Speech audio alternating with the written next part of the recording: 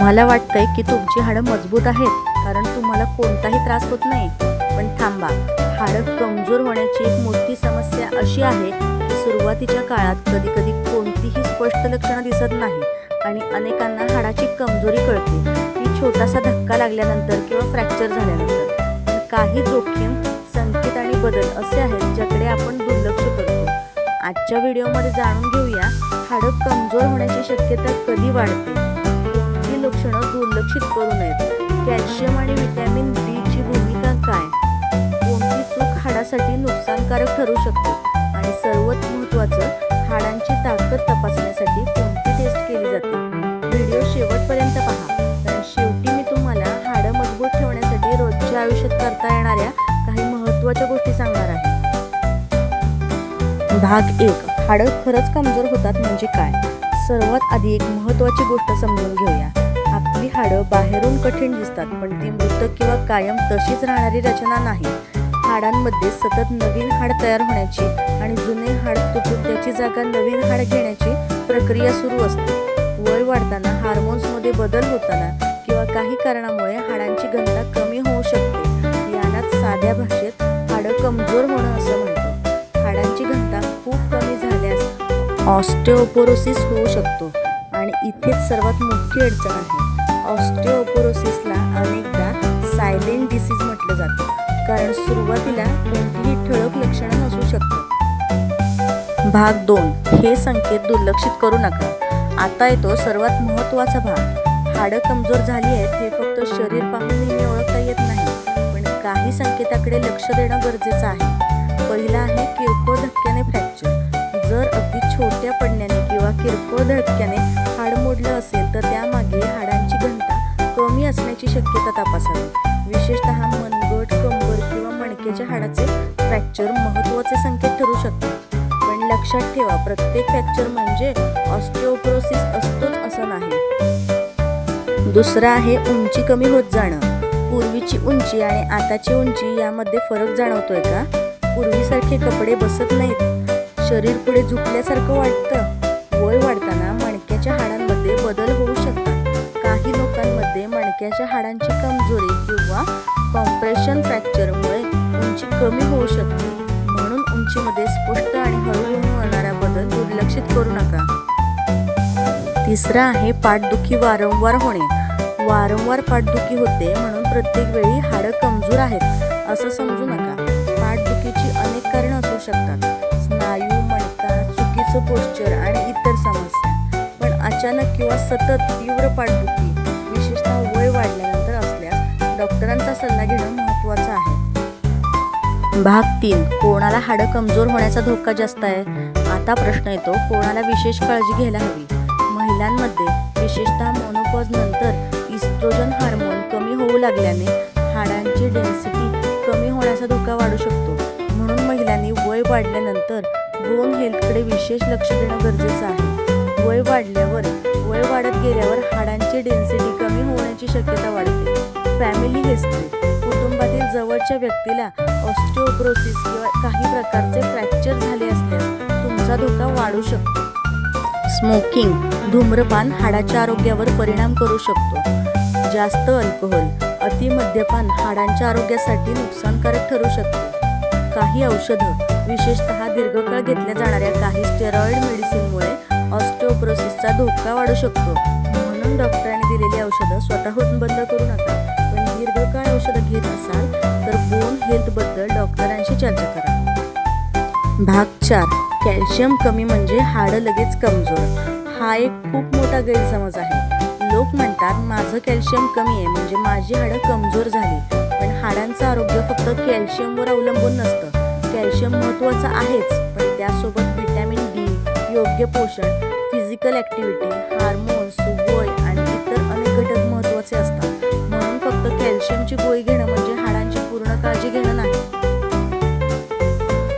भाग 5. Vitamin D ची भूमिका.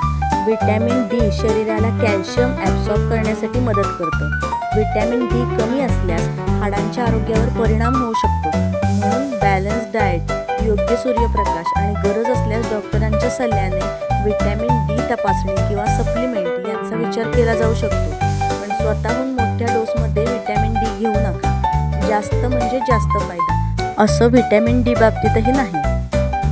भाग 6. हाडांसाठी प्लेटमध्ये काय असावं. आता घरच्या घरी करता येणाऱ्या सर्वात महत्त्वाच्या गोष्टीकडे येऊया. तुमच्या आहारात विविध पौष्टिक पदार्थ असायला हवेत. दूध किंवा दही, कॅल्शियम रिच फूड्स, हिरव्या पालेभाज्या, डाळी आणि कडधान्य, नट्स अँड सीड्स, योग्य असल्यास फिश, अंडी आणि सर्वात महत्त्वाचं एकूण बॅलन्स डाएट. फक्त एका पदार्थावर अवलंबून राहू नका. आपल्या शरीराला प्रोटीन, विटॅमिन्स, मिनरल्स आणि इतर पोषक घटकांचीही गरज असते. भाग 7. व्यायाम न केल्याने काय होतं.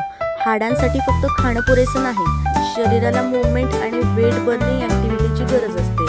वॉकिंग, स्टेअर क्लाइम्बिंग, डान्सिंग किंवा डॉक्टरांनी योग्य सांगितलेले स्ट्रेंथ एक्सरसाइजेस हाडांच्या आरोग्यासाठी उपयुक्त ठरू शकतात. पण जर आधीच ऑस्टिओपोरोसिस असेल, फ्रॅक्चरचा धोका असेल किंवा सिव्हिअर पेन असेल तर कोणताही हेवी एक्सरसाइज स्वतःहून करू नका. योग्य एक्सरसाइज डॉक्टर किंवा फिजिओथेरपिस्टकडून समजून घ्या. भाग 8. मला काही दुखत नाही म्हणजे माझी हाडं मजबूत आहेत. हा सर्वात धोकादायक गैरसमज आहे. कारण बोन डेन्सिटी कमी होत असतानाही सुरुवातीला तुम्हाला काही जाणवणार नाही. म्हणून फक्त मला काही त्रास नाही यावरून हाडं मजबूत आहेत असा निष्कर्ष काढता येत नाही. विशेषतः रिस्क फॅक्टर्स असतील तर स्क्रीनिंग किंवा तपासणीबद्दल डॉक्टरांशी बोलणं महत्त्वाचं आहे. भाग 9. हाडांची ताकद तपासण्यासाठी कोणती टेस्ट.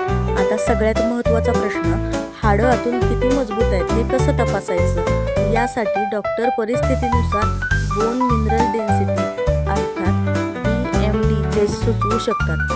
सर्वात सामान्य तपासणी म्हणजे डेक्सा किंवा DXA स्कॅन. या तपासणीमधून हाडांची मिनरल डेन्सिटी मोजली जाते आणि ऑस्टिओपोरोसिसच्या असेसमेंटमध्ये मदत होते. ही तपासणी कोणाला आणि कधी करायची हे वय, मेनोपॉज, आधीचं फ्रॅक्चर, फॅमिली हिस्ट्री, मेडिसिन आणि इतर रिस्क फॅक्टर यावर अवलंबून असू शकतं. म्हणून प्रत्येक व्यक्तीने स्वतःहून टेस्ट करून घ्यावी असं नाही. डॉक्टरांशी चर्चा करणं योग्य. भाग 10. फक्त कॅल्शियम टेस्ट पुरेसा आहे का. नाही. ब्लड कॅल्शियम आणि बोन डेन्सिटी हे एकच मोजमाप नाही. ब्लड कॅल्शियम नॉर्मल असलं तरी बोन डेन्सिटी कमी असू शकते. म्हणून फक्त ब्लड कॅल्शियम रिपोर्ट पाहून माझी हाडं मजबूत आहेत असं म्हणता येत नाही. बोन हेल्थचं असेसमेंट गरजेनुसार वेगवेगळ्या तपासण्यांनी केली जाऊ शकते. भाग 11. हाडांसाठी लोक करत असलेल्या चुका. आता काही कॉमन चुका पाहूया. स्वतःहून कॅल्शियम सप्लिमेंट सुरू करणं, व्हिटॅमिन डीच्या हाय डोसच्या गोळ्या स्वतःहून घेणं, पूर्ण दिवस बसून राहणं, स्मोकिंग, अतिमद्यपान, खूप कमी खाणं किंवा क्रॅश डायटिंग, सतत प्रोटीन आणि न्यूट्रिशन फूड कमी असलेला आहार, वारंवार फ्रॅक्चर होऊनही तपासणी न करणं, दीर्घकाळ स्टेरॉइड मेडिसिन घेत असूनही डॉक्टरांशी बोन हेल्थबद्दल चर्चा न करणं. या चुका टाळणं खूप महत्त्वाचं आहे. भाग 12. महिलांनी विशेष लक्ष का द्यावं. विशेषतः महिलांसाठी हा भाग खूप महत्त्वाचा आहे. मोनोपॉज नंतर इस्ट्रोजन कमी झाल्यामुळे बोन लॉस वेगाने होऊ शकतो. म्हणून मोनोपॉज नंतर बोन हेल्थबद्दल जागरूक राहणं गरजेचं आहे. पण याचा अर्थ प्रत्येक महिलेला ऑस्टिओपोरोसिस होतो असं अजिबात नाही. योग्य आहार, फिजिकल ॲक्टिव्हिटी आणि रिस्क फॅक्टरनुसार मेडिकल असेसमेंट यामुळे धोका समजून घेता येतो. भाग 13. तरुणांनी काय काळजी घ्यावी. हा विषय फक्त 50 किंवा 60 वर्षाच्या लोकांसाठी नाही. आपल्या आयुष्याच्या सुरुवातीच्या काळात मजबूत बोन्स तयार होण्यासाठी योग्य न्यूट्रिशन आणि फिजिकल ॲक्टिव्हिटी महत्त्वाची असते. म्हणून लहानपणापासून पौष्टिक आहार, नियमित फिजिकल ॲक्टिव्हिटी, योग्य vitamin D, muscle straightening activity आणि हेल्दी लाईफस्टाईल याकडे लक्ष द्यायला हवं. भाग 14. कधी डॉक्टरांकडे तातडीने जावं. जर पडल्यानंतर तीव्र वेदना होत असतील, हातपाय वापरता येत नसेल, आकार बदलला असेल किंवा फ्रॅक्चरची शक्यता वाटत असेल तर स्वतः उपचार करण्याऐवजी वैद्यकीय मदत घ्या. आणि वारंवार फ्रॅक्चर्स, उंची कमी होणे, सतत अनएक्सप्लेन बॅक पेन, ऑस्टिओपोरोसिसचा धोका वाढवणारे फ्रॅक्चर असतील तर डॉक्टरांशी बोन हेल्थ असेसमेंटबद्दल चर्चा करा. तर मित्रांनो, हाडं कमजोर झाली आहेत हे नेहमी बाहेरून दिसत नाही. कधी कधी कोणतीही लक्षणं नसतानाही बोन डेन्सिटी कमी होत असते. म्हणून छोट्या धक्क्याने फ्रॅक्चर, उंची कमी होणे, शरीर पुढे वाकणे, सतत किंवा अचानक पाठदुखी, मोनोपॉज, फॅमिली हिस्ट्री, दीर्घकाळ स्टेरॉइड मेडिसिन, स्मोकिंग किंवा एक्सेसिव्ह अल्कोहोल यासारखे रिस्क फॅक्टर असतील तर त्याकडे दुर्लक्ष करू नका. आणि सर्वात महत्त्वाचं, फक्त कॅल्शियम कमी जास्त आहे म्हणून हाडांची ताकद ठरवता येत नाही. गरजेनुसार डॉक्टर BMD, डेक्सा स्कॅन सारख्या तपासण्या सुचवू शकतात. आजपासून आपल्या हाडांसाठी 3 गोष्टी लक्षात ठेवा: पौष्टिक आहार, नियमित फिजिकल ॲक्टिव्हिटी, योग्य वेळी मेडिकल असेसमेंट. कारण मजबूत हाडं म्हणजे फक्त आजचा आधार नाही तर उद्याच्या स्वावलंबी आयुष्याची ताकद आहे. हा व्हिडिओ तुम्हाला उपयोगी वाटला असेल तर तुमच्या आईवडिलांना, कुटुंबातील मोठ्या व्यक्तींना आणि मित्रमैत्रिणींना नक्की शेअर करा. आणि अशाच सोप्या भाषेत आरोग्याची महत्त्वाची माहिती मिळवण्यासाठी घरगुती संजीवनी चॅनलला सबस्क्राईब करा आणि बेल आयकॉन दाबायला विसरू नका. धन्यवाद.